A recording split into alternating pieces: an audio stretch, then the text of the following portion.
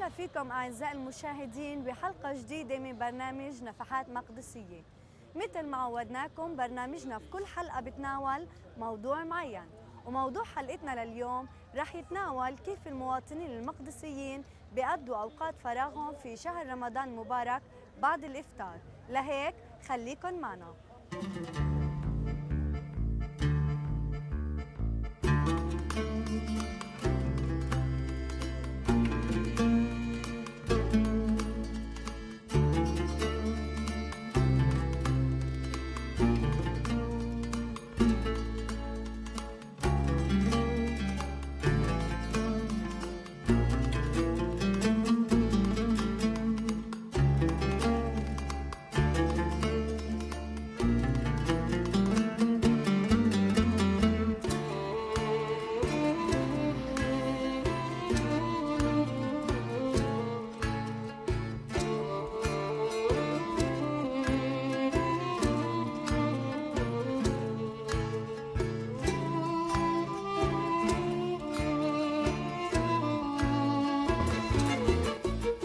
كل عام وانت بخير. وانت بخير والسلام. حابة تحكي لنا كيف بتقضي شهر رمضان المبارك بعد الإفطار؟ والله بنعمل شاشة عرض للشباب، بيجوا بقعدوا بتسلوا، بيشربوا أراجيل، بيشربوا عصير. نحاول إنه نعمل حياة في البلد اللي إحنا محاطين بالجدار ومغلق علينا، يعني بنحاول إنه نعمل حياة في البلد. هذا هو. طب أنت كيف شايف شهر رمضان لهالسنة في القدس؟ والله شهر خير وبركة إن شاء الله، إنه بيبقى على أمة محمد كليتها أجمعين خير وبركة، وبنتأمل إنه يتحسن الوضع ويصير المحلات تفتح كمان بالليل ويصير حركة والعالم تيجي ويصير إن شاء الله كل خير. شو بتعملي بشهر رمضان بعد الإفطار؟ بروح على الحرم،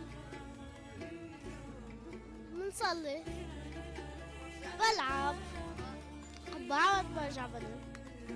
طب بعد ما بتروحي على الحرم وبتصلي ايش كمان بتحبي تعملي؟ بنلعب، عنا حارة كبير، بلعب مع هالناس الفخرية، بنلعب، نحكي، بنتسلى كتير. طب بتحبي توجهي أي سلام لحدا عم بحضرك أو إهداء معين؟ بحب أوجه سلام يا بابا، أنا بأمريكا، بقول له كل عام وأنت بخير. كل عام وأنت بخير حبيبي. أنت بخير. كل عام وأنت بخير. وأنت بخير. احكي لي حبيبتي شو بتعمل بشهر رمضان بعد الإفطار؟ بنروح على الحرم أنا وماما وبنصلي وبنروح على البيت نحضر وبننام. ايش بتحبي تحضري على التلفزيون؟ نحضر باب الحارة ونحضر على سبيستون وام بي سي 3. شكرا حبيبي.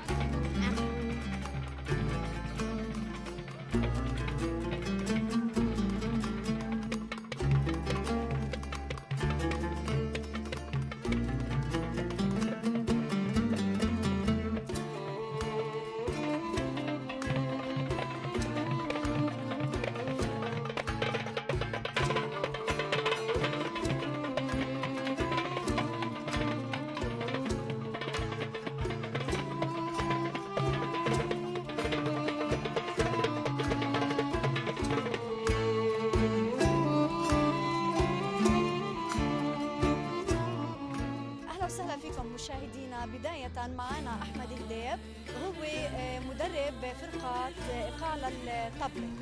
فكل عام وأنت بخير. وأنت بألف خير والصحة والسلامة. أول شيء حابة تحكي لنا كيف تكونت هالفرقة؟